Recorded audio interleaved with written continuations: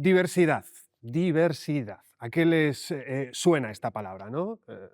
Pueden estar tranquilos, no vamos a tirar del recurso fácil de dícese de lo que diría la RAE, ¿no? ¿No? Porque hoy no nos va a hacer falta y lo que vamos a tratar es de dotar de contenido un término que habrán escuchado yo creo que mucho en los últimos años, pero, y lo vamos a ver con datos sobre el que todavía falta mucho por construir. Así que lo que hoy proponemos aquí es una oportunidad para reflexionar, para hacernos preguntas y para entender mejor ciertas cosas. Bienvenidos, bienvenidas, soy Lois Balado, bienvenidos al Museo Santiago Rey Fernández Latorre, y lo que venimos a pedirles hoy es, para empezar, un pequeño ejercicio de abstracción, de imaginación, ¿no? Piensen un poco en su puesto de trabajo, en su oficina, en donde sea que desarrollan su actividad, y que piensen en aquello que les rodea, ¿no? En las relaciones que mantienen, pues, con sus compañeros, con sus compañeras, con sus proveedores, con sus jefes, con sus jefas. Veremos que todavía más jefes que jefas, y se pregunten si existe diversidad en ese entorno, la que sea, ¿no? Si existen, pues, diferentes orientaciones sexuales, si existen diferentes nacionalidades, culturas, si tienen a su alrededor gente con discapacidad, y cómo creen que es pues, ese ecosistema que habitan todos los días para él, ¿no?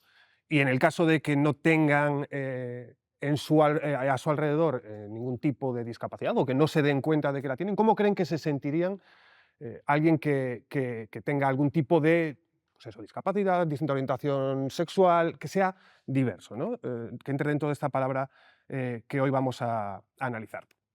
Eh, ¿Cómo creen que se sentirían? Y eso es un poco lo que nos hemos propuesto hoy aquí en este foro de la diversidad impulsado por Repsol, en el que vamos a tocar todos estos temas de mano de 4 mujeres, de 4 invitadas, a las que ya les damos la bienvenida a este museo.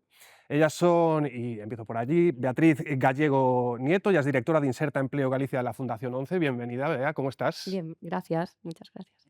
Tenemos a su lado a Gala Llano. Ella viene en representación de las empresarias de Galicia, es CEO de Safe City, que bueno, nos contarás después un poco más, pero os dedicáis un poco a la accesibilidad y también a la inclusión, ¿no? Así es, ¿Cómo estás? Bienvenida. muchas gracias. Tenemos también a Marta Herraiz. Bienvenida, Marta. Ella es codirectora de la Red Empresarial por la Diversidad e Inclusión LGBTI, REDI. Bienvenida, Marta. Muchas gracias, Lois, bienvenido. Y aquí, Gracias. a mi lado, tengo a Diana Huez Hidalgo, ella es consultora senior de diversidad del empleado de Repsol. ¿Cómo estás? Encantada de haber ya venido hasta aquí. Pues Muchas gracias. no, gracias a ti. Todos presentados, si os parece, empezamos un poco ya a bajar a la conversación con una primera ronda que me gustaría que participaseis todas, la verdad, porque es verdad que es un poco quizás, no sé si de parvulitos de diversidad, ¿no? Pero me gustaría sí empezar quizás desde más abajo, ¿no? Y es preguntar qué es una empresa diversa, un poco, no sé, cuál es el panorama actual del tejido empresarial español en cuanto a diversidad. Y sé que es una pregunta muy general, pero sí que me gustaría esta primera aproximación. Y empiezo por ti, si te parece. Venga, en cuanto al tejido global, se lo dejo a Gala, si te parece. Sí. Yo te diría que una empresa diversa es aquella que en su plantilla refleja la diversidad que hay en la sociedad. Pues con todas esas características personales que tú has dicho, mira en tu entorno y mira si todas las personas que estamos somos diferentes. Y una empresa es inclusiva si, además de todo eso, permite que todas esas personas desarrollen su potencial independientemente de las características personales que tengamos, Marcamos ahí cada una de las personas. esos 2 grados, Ahí ¿no? hay 2 Diversidad grados, sí, e inclusión. importantes. Ya que casi por alusiones voy contigo, Gala. Sí, no, una empresa diversa efectivamente es la que tiene representación de esa diversidad que existe en la naturaleza humana, ¿no? La diversidad es inherente al ser humano.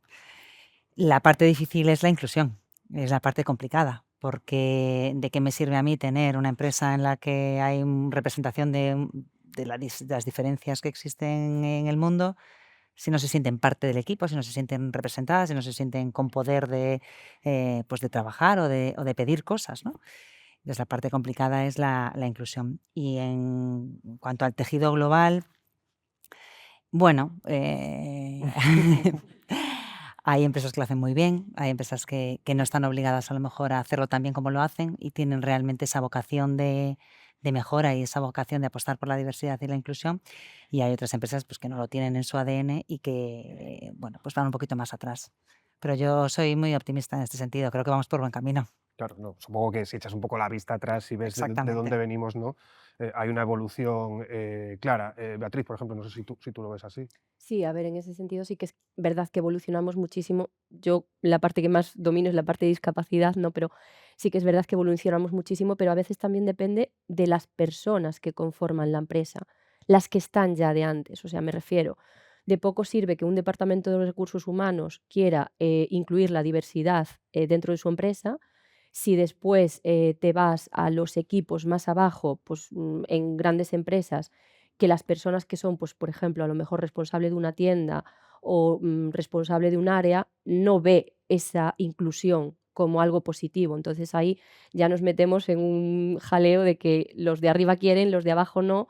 Entonces, tenemos un trabajo en medio de conseguir que esas personas que no lo ven lleguen a verlo, porque la realidad es eso. O sea, a veces hay empresas que sí que, a nivel más superior o al contrario, que también puede pasar, o sea, que haya un desajuste, digamos, entre los que quieren y los que no quieren, entonces ahí al final se complica la inclusión de la diversidad en la empresa. Claro, no, pero es curioso esto que cuentas, ¿no? Que que quieran los de arriba y no quieran los de abajo, que no sé si es una situación, porque quizá como acto reflejo y de primer acercamiento pensarías que a lo mejor pues es al revés, ¿no? ¿Pasa esto? A ver, sí, no es lo habitual, pero sí que hay casos, a veces más que nada por el tema del desconocimiento, o sea, por el miedo a que, vale, por ejemplo, contrato una persona de discapacidad y al final esta persona es que me va a estar de baja seguido, no va a ser capaz de llegar a realizar la tarea como una persona sin discapacidad o con otras capacidades, ¿no? Entonces, al final, sí que a veces ese desconocimiento que a lo mejor normalmente a los directivos, a las personas de recursos humanos de las empresas, se les da formación o se les ofrece otras oportunidades de conocimiento que a lo mejor en rangos más bajos pues no se fomenta y creo que una parte de lo que debemos trabajar y de lo que seguro que todas las entidades que estamos aquí lo hacemos, es de esas personas que están en cargos de responsabilidad, pero no tan alto nivel y necesitan conocer los beneficios de aportar talento diverso a sus empresas, que lleguen a conocerlos y que lleguen a quitarse esos estereotipos que tienen, tanto de personas con discapacidad como con diversidad de género o a mujeres incluso. O sea, mm, Marta, yo no sé, también quería preguntar qué feedback recibís cuando pues vais a las empresas a comentar pues el poder que tiene esta inclusión, ¿no? Y la potencialidad que tiene la diversidad. Sí, desde Redi trabajamos sobre todo en la diversidad LGBTI. Ujú. Entonces, desde Redi lo que notamos es una evolución, ¿no? Como decía Gala, en positivo. Empezamos en 2018 cuando íbamos a las empresas a explicar que deberían trabajar esta diversidad dentro del paraguas de diversidad, este eje. Muchas no tenían miedos, reticencias, no entendían el porqué. O sea, en ese momento casi ninguna empresa en España estaba trabajando activamente la diversidad LGBTI. Desde 2018 hasta ahora ha habido un cambio inmenso. Primero, porque hay muchas empresas referentes como Repsol, ¿no? y otras tantas que llevan trabajando ya en estos años esta diversidad en concreto y son un ejemplo para el resto de buenas prácticas, pero también porque ha cambiado la normativa, ¿no? Desde este año, con una ley que se aprobó el año pasado, un reglamento que la desarrolla este año, todas las empresas de más de 50 personas empleadas tienen que tener un plan LGBTI. Entonces, claro, ese respaldo normativo hace que ahora ya, cuando vamos a las empresas, normalmente ya hay un conocimiento. De hecho, vienen muchas veces a buscarnos para que les ayudemos a trabajar esta diversidad, no tanto a entender por qué hay que trabajarla. Así que, bueno, evolución positiva en estos años y estoy de acuerdo con mis compañeras en que luego también el reto en cada empresa es diferente. Hay empresas donde la necesidad viene desde arriba, fundamental implicar a la alta dirección, fundamental el rol de recursos humanos, ¿no? Hablabas, Bea, de formación, de sensibilización, de trabajar sesgos inconscientes, ¿no? Fundamental, pero también luego si no cala en la organización y no hay gente dentro que pueda luego, ¿no?, dar seguimiento y aplicar lo que de alguna manera la empresa tiene que estar impulsando, pues al final se retrasa todo, no funciona, no salen las cosas. Pero bueno, lo iremos seguro comentando más adelante. Lo iremos comentando. 2018, que fue hace nada. O sea, a mí el Hace tiempo me pasa muy nada, rápido, sí, porque sí, sigo sí, pensando sí. que el 2000 fue antes de ayer, Sí, pero sí. quiero decir, pero el 2018 sí que es hace muy poco tiempo, ¿no? Nacimos en 2018 con 21 empresas fundadoras y a día de hoy somos más de 300 organizaciones dentro de Redi. Eso quiere decir que realmente en España está calando el mensaje de hay que trabajar esta diversidad. Vamos, si os parece, a meternos ya un poco más en materia, ya con un poco manejando datos, y vamos a empezar hablando de paridad.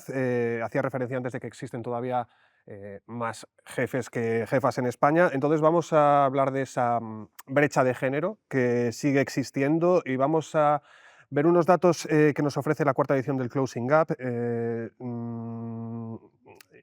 El Closing Gap, en su cuarta edición, estima que al ritmo actual se alcanzaría la plena igualdad en el mundo de la empresa en el año 2063. Estamos actualmente en un 64,9% de paridad total, con lo cual, bueno, pues faltaría un 35,1% por cerrar. Es tan solo un incremento del 0,2% en esa igualdad con respecto a los datos del estudio anterior. Es verdad que se mejora en empleo, que se mejora en género y en la conciliación, aunque es donde sigue existiendo la mayor brecha. Pero los datos no son tan positivos ni en educación, ni en salud, ni en bienestar, ni en digitalización.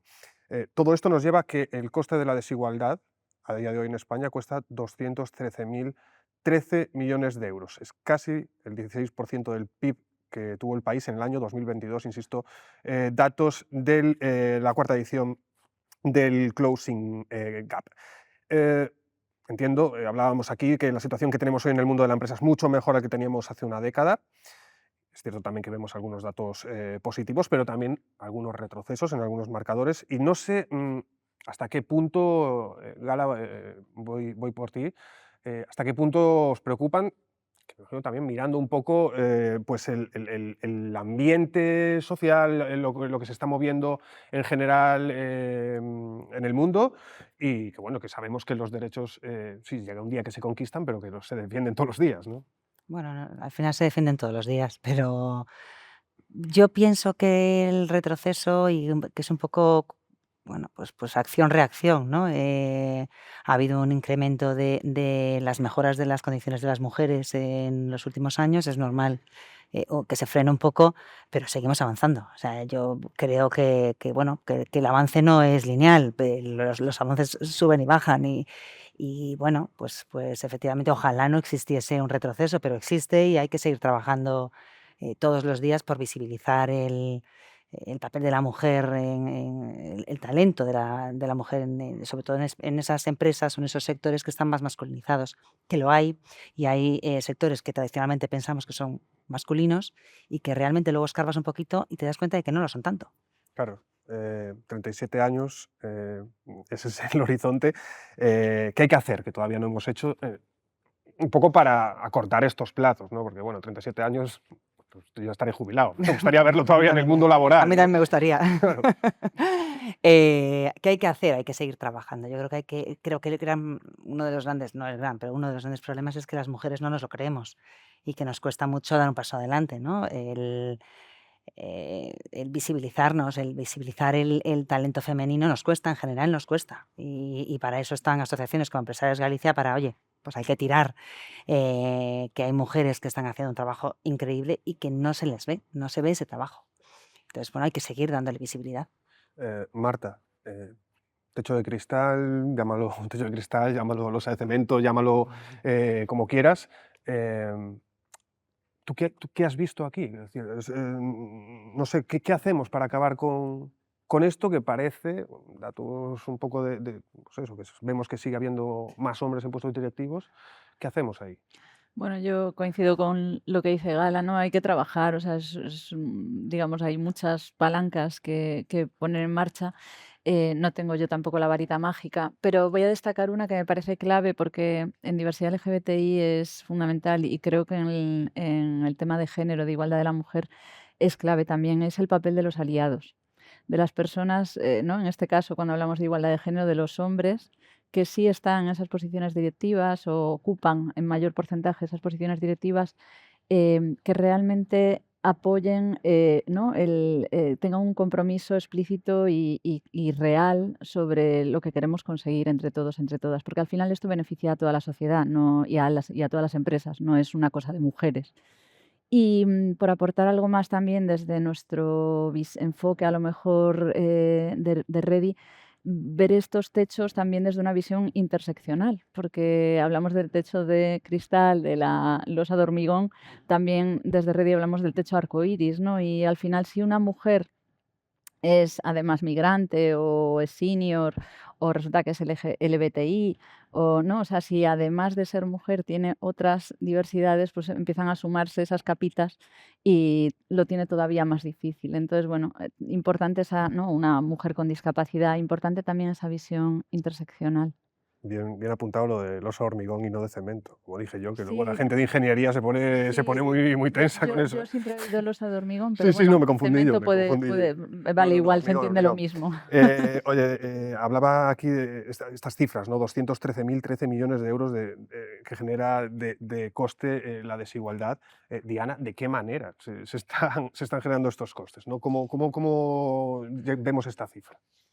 A ver, el índice de Closing Gap lo que mide es la brecha de género que hay en todas esas dimensiones que has indicado antes, en la conciliación, en la salud, en el bienestar, en el acceso a la educación, y qué ocurriría, qué capacidad de mejora tendríamos si todos tuviésemos las mismas oportunidades. Y ha dicho antes Marta, esto redunda en toda la sociedad. Redunda en toda la sociedad porque si estuviésemos todos en los mismos niveles, tendríamos mucha capacidad de margen económica y social. No recuerdo cuándo fue, uno de los últimos índices de informes de Closing Gap decía que el 52%, más o menos, de la población en edad laboral éramos mujeres, el 51, perdón, y en torno al 42 y pico, era un pico bajito, no llega al 43, estábamos realmente en el mundo laboral. Entonces, eso afecta al PIB directamente. Y luego también una de las cosas que comentaba Gala en cuanto a la visibilidad, y te doy el ejemplo de Repsol, sector industrial, sector masculinizado, y aquí, por ejemplo, en el complejo de Coruña, pues tenemos desde hace años a Natalia Barreiro dirigiendo el centro y necesitamos esa visibilidad y esas referentes para que las mujeres de la propia industria, para que las mujeres del entorno, para aquellas mujeres más cercanas tengan ese referente. Ujú. Voy a ir avanzando, porque has hecho varias referencias, Marta, estamos metidos de lleno en el mes de la diversidad LGTBI+, y merece también, yo creo que la pena echar un vistazo a la situación laboral actual del colectivo, un grupo que bueno, pues no lo ha tenido tradicionalmente fácil en el mundo de la empresa, aunque afortunadamente hace tiempo que la situación que se vive hoy no tiene nada que ver con lo que fue. En cualquier caso, informe, y voy a mostrar unos nuevos datos, informe de diversidad de las empresas elaborado por la Federación Estatal de Lesbianas, Gays, Trans, Bisexuales, Intersexuales y más a través de la demoscópica 40DB. Interesantísimo alguna de las cosas que se cuentan aquí. Por ejemplo, en qué porcentaje son visibles las personas del colectivo, ¿no? Que es más o menos un 9% frente a los clientes, un 14,3% frente a los superiores, un 30,3% frente a los compañeros. Poca visibilidad de la bisexualidad, que es siempre algo que me ha llamado mucho la atención. Un 59,6% se encuentra bastante satisfecho con su trabajo y un 26,2% cree que sus empresas están comprometidas mucho o bastante con el colectivo.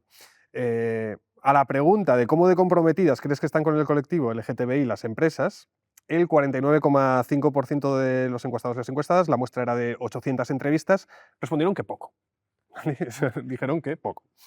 Te pregunto, Marta, ¿por qué? ¿No? ¿Y qué medidas reales, que no sea así una cosa de cara a la galería, se podrían tomar? Bueno, ¿por qué poco? Pues lo que decía antes, llevamos poco tiempo en España trabajando este eje de la diversidad en las empresas, entonces es cierto que todavía hay poca sensibilidad y poco conocimiento. Pero lo dicho, mensaje positivo, la evolución es buena, con lo cual con la nueva regulación y esta evolución que llevamos, entiendo que poco a poco irán calando todavía más en el tejido empresarial. No es lo mismo tampoco hablar de la situación de las empresas en Madrid o en Barcelona que de las empresas a lo mejor aquí en Galicia, ¿no? El nivel de madurez de estas empresas respecto a esta diversidad en concreto pues es menor. Y bueno, desde Redi consideramos que dentro de ese paraguas de diversidad de las empresas es fundamental que incluyan este eje, ¿no? Para evitar esas situaciones, ¿no? De esa invisibilidad del colectivo, esa sensación de menor o menor índice de sensación de pertenencia que tienen las personas LGBTI dentro de las empresas cuando la empresa no se sabe muy bien cómo respira, ¿no? Entonces, es importante. ¿Y qué puede hacer la empresa? Pues yo creo que ahora Diana nos podrá contar muchos ejemplos concretos porque en Repsol es un referente que tenemos en Redi de trabajo en diversidad, en concreto en diversidad LGBTI. Pero así por darte pinceladas, que luego seguro que Diana aterrizará más, pues desde una cosa importantísima que es el compromiso desde explícito de la alta dirección, o sea que cuando se mencionen las diversidades, ¿no? Se menciona explícitamente la identidad de género, la orientación sexual, la expresión de género, las características sexuales, ¿no? Que es toda digamos, los 4 ejes del colectivo LGBTI, que se menciona explícitamente esta diversidad con las palabras y luego a partir de ahí viene todo lo demás, ¿no? Creación de protocolos, protocolo de actuación, de prevención y de actuación ante casos de LGBTI-fobia, protocolo de acompañamiento a personas trans cuando inicia un proceso de transición dentro de la empresa, creación de grupos de empleados y empleadas LGBTI aliadas dentro de la organización, formación y sensibilización que hablábamos antes, ¿no? En sesgos inconscientes, en esta diversidad, para que las personas entiendan.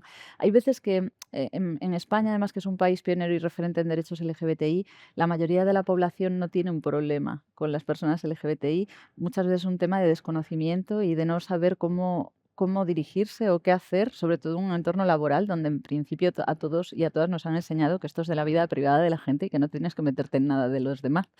Entonces, entender que sí hay que abordarlo, ¿no? Con sensibilidad y entendiendo cómo, pues todo eso hay que romper, ¿no? A través de formaciones, de sensibilización. En fin, hay muchas acciones muy buenas prácticas que están impulsando ya las empresas en España. Diana Y te de veía nuevo. sentir con la cabeza. Sí, O total, sea que... totalmente. Sí, ya me callo porque... No, cuéntanos, ¿qué estáis haciendo? Pues a ver, nosotros arrancamos realmente de la mano de Redi. Es algo que siempre hemos hecho independientemente de la dimensión de la diversidad que sea, sumarnos a aquella entidad referente, que en este caso, pues la entidad experta del colectivo en el entorno laboral es Redi y muy de la mano trabajando con Marta y con Óscar, que es el otro codirector. Firmamos nuestra adhesión en 2019.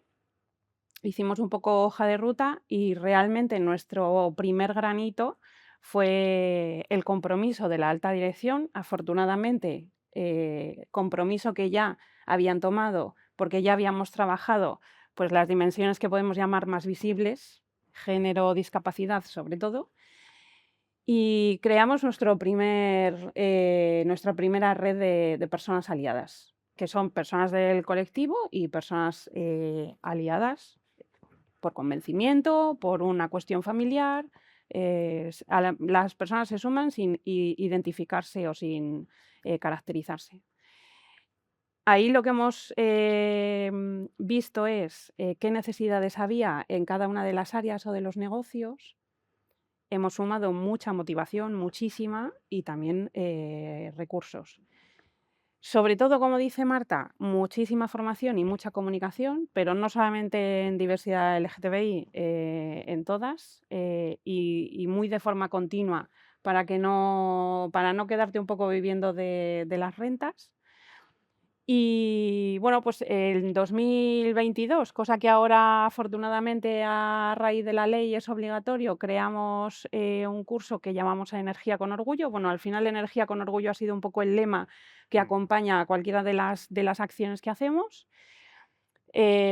Curso que lo que hace es acercarte a la realidad de las personas del colectivo y a la realidad de las personas del colectivo en los distintos países, porque tampoco es lo mismo ser del colectivo en Madrid o en Galicia que en Lima o muchísimo menos en Libia, por ejemplo. Hemos creado protocolos, guías de lenguaje, no solamente ya introduciendo, aunque surgió a raíz de la red de aliados, bueno, pues todos esos aspectos y todas esas coletillas de lenguaje que tenemos muy poco inclusivas y que afectan a muchísimas personas, no solamente personas del colectivo. Y yo creo que uno de los proyectos más importantes era abordar aquellos que afectaban directamente a los derechos de las personas.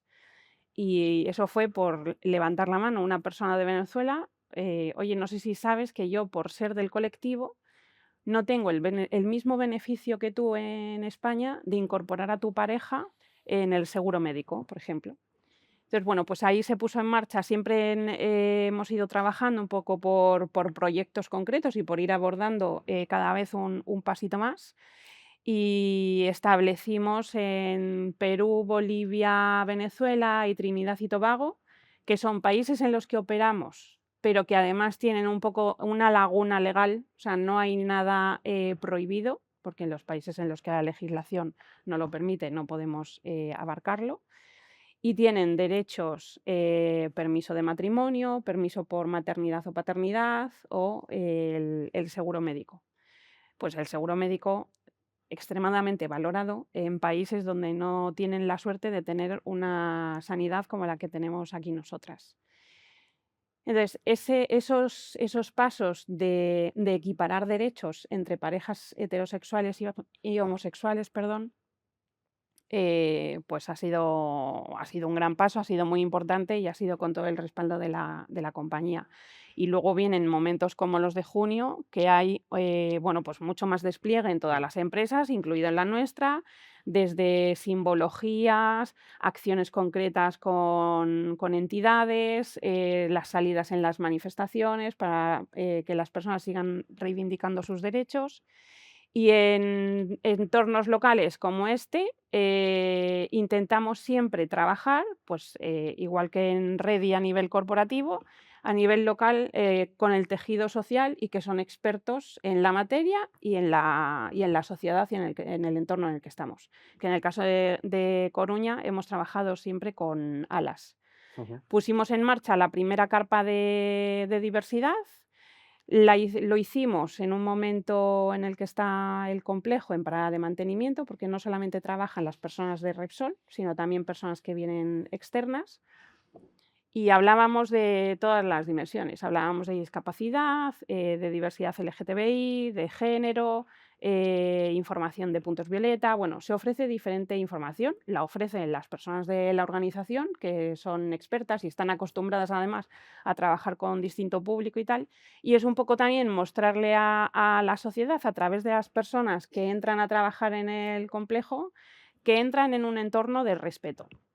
Independientemente, como decía Marta, de esto me han enseñado que es de la vida privada, pero que una persona pueda llegar el lunes a contarnos tranquilamente con quién ha pasado el fin de semana, dónde ha estado, si tiene un evento familiar y que simplemente lo respetemos. O sea, esas reuniones con gente de diferentes nacionalidades contando sus diferentes tal, porque claro, una empresa con tanta presencia global tiene que ser increíbles. O sea, Pero es muy fácil contar la nacionalidad y pica mucho más la curiosidad entre las personas que el hecho de que tu pareja sea otra mujer, o sea otro hombre, o vayas a formar una familia. Hay preguntas que parece, para el resto, nos parece que invaden más el terreno personal. Y es, no pregunto, y la otra persona pues tampoco se manifiesta realmente. Voy a saltar a datos del Observatorio de la Discapacidad, aprovechando que tenemos a Bea. Y no me resisto a traer algunas de las conclusiones que traían en forma de titulares. Este último estudio bueno, Observatorio de Discapacidad, depende del Ministerio de Derechos Sociales, Consumo y Agenda 2030. Los leo literalmente: alrededor del 13% de las personas, perdón, alrededor del 31% de las personas con discapacidad están en riesgo de pobreza y o exclusión, frente al 22,7% de quienes no tienen discapacidad. La vulnerabilidad de las mujeres con discapacidad, que presentan indicadores de pobreza y privación superiores a los de los hombres con discapacidad. Un 12,8% de las personas con discapacidad que trabaja sigue en situación de pobreza. Y sobre la privación material y social severa, afecta al 13,3% de la población con discapacidad, más del doble que la población sin discapacidad. Un 12,8% de las personas con discapacidad que trabaja está en situación de pobreza. Y claro, te quería preguntar, Bea, ¿cómo se sale de esta espiral? Porque tú, en teoría, estás haciendo lo que se te dice que tienes que hacer, ¿no? Estás trabajando y aún así estás metido en este bucle en el que, del que no logras salir, pese a que estás, pues en teoría, haciendo lo que tienes que hacer. Claro, a ver, a veces esa situación de pobreza viene por la tipología de contratos que se suele asociar a personas con discapacidad o de ofertas laborales que puede haber en ese sector. Entiendo ese resultado en esa línea, ¿no? Porque a veces a lo mejor las condiciones contractuales son más precarias o son muchas menos horas, que ahí ya hay que ver en función de a lo mejor que la persona por su discapacidad solo pueda trabajar unas horas concretas porque le afecta a su salud o si es por otras circunstancias. Al final, muchas veces es lo que hablábamos antes, o sea, asociamos la discapacidad, una situación que ya puede venir derivada de situación familiar a mayores, de ser mujer, que a lo mejor las condiciones pueden ser diferentes, ¿no? Eh, mm, Hemos evolucionado mucho en ese sentido y, lógicamente, estos datos son preocupantes en cierta medida, pero yo creo que un poco, y tampoco tengo la varita mágica, como decía Marta, creo que un poco la solución es continuar esa parte em, que se sepan los casos de éxito, porque normalmente vemos la parte negativa y nos fijamos poco en lo positivo de a dónde llegaron personas con discapacidad que a lo mejor partieron de una situación de pobreza similar y al final con el desempeño del tiempo y con el paso por distintas ocupaciones consiguieron llegar a salir de esa situación de pobreza y a evolucionar y conseguir un empleo más estable o a conseguir unos objetivos diferentes. O sea, en este caso yo creo que también a veces depende de la persona y no quiero decir que la persona no quiera salir de esto, pero a veces, lógicamente, si tú estás en una situación complicada, a nivel anímico te puede afectar. Entonces, hay muchos hándicaps que pueden afectar a esas situaciones de pobreza, ¿no? Que yo no sé, a las personas que, bueno, pues tenéis algún tipo de discapacidad, si habéis encontrado alguna vez una oposición quizás más velada, porque sí que es verdad que, por ejemplo, pues a lo mejor las mujeres o las personas del colectivo han tenido una oposición más frontal, ¿no? Y que en el caso de las personas con discapacidad, pues ha sido más quizás una condescendencia que no se llega ni siquiera a pronunciar. A ver, sí que es verdad que, pero muchas veces es lo que el desconocimiento, de las capacidades que tenemos las personas con discapacidad, porque hoy yo llego aquí y si no te digo que tengo una discapacidad, a lo mejor no lo identificas, salvo que me tropiece con algo por el camino, ¿no?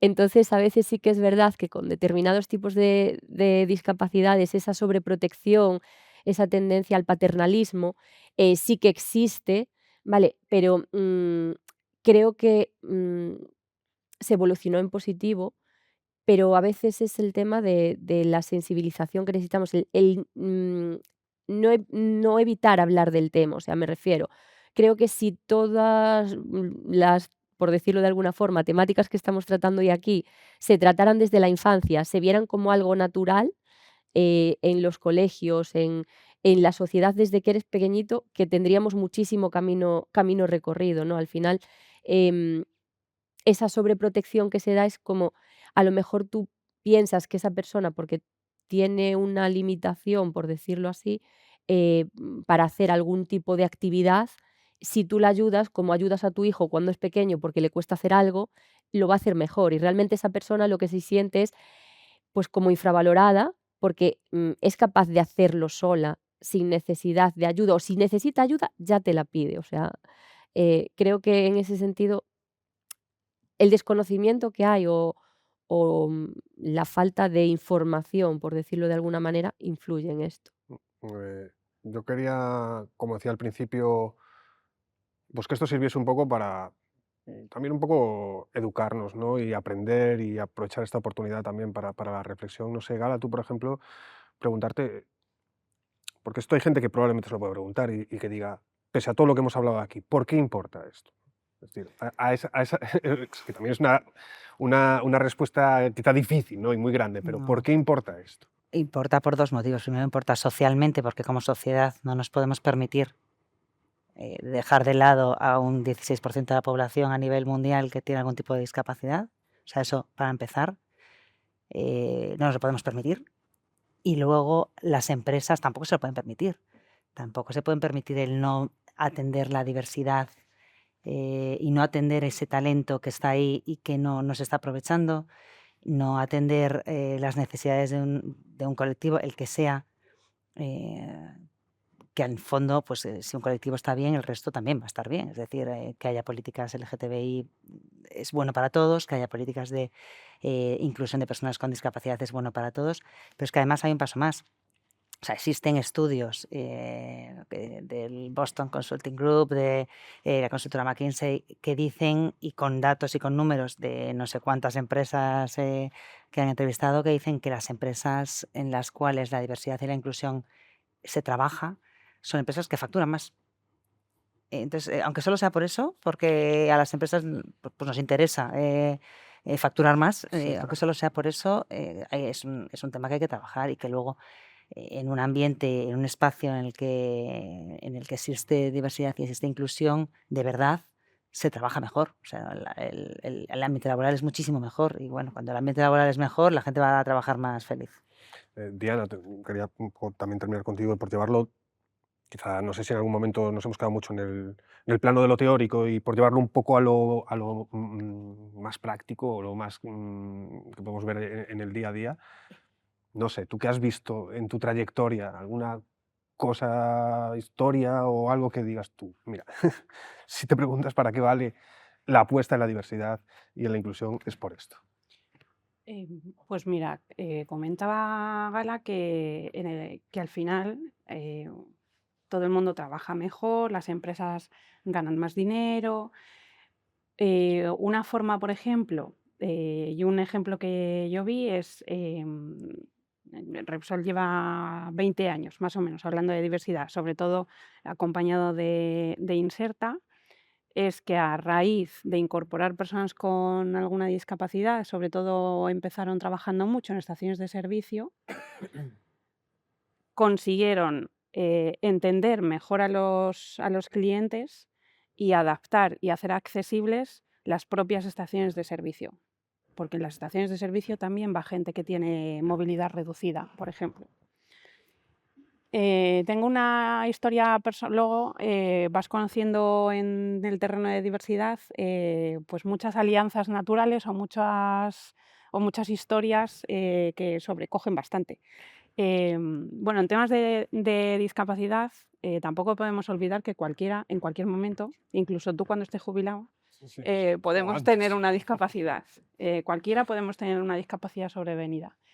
Pues tengo una compañera con discapacidad visual, su marido tiene discapacidad visual, tuvieron un peque que también deriva un problema de discapacidad visual y hace no mucho, hace un año aproximadamente, bueno, pues se enteran a través de un entorno local de la ONCE, pues un peque de 18 meses, creo que tenía más o menos por ese momento, pues que tiene una discapacidad y no lo acoge nadie.